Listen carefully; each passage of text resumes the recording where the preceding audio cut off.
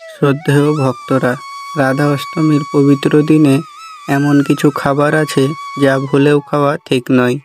চলুন জানি পুরাণ মতে কোন 5টি খাবার। 1 নম্বরে হচ্ছে মাছ ও মাংস, কারণ রাধা অষ্টমী হলো পূজা ও ত্যাগের প্রতীক।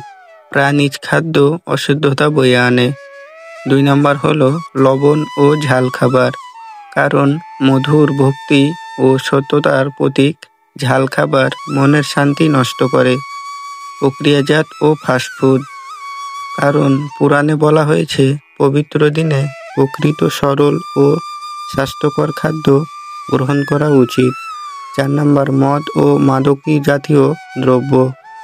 মদ্যপান আত্মা অশুদ্ধ করে এবং ভক্তিকে বিভ্রান্ত করে।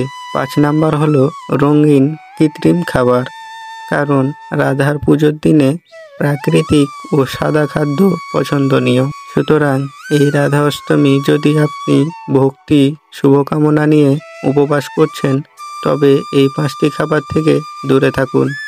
রাধা মায়ের আশীর্বাদ আপনার জীবনে বর্ষিত হোক।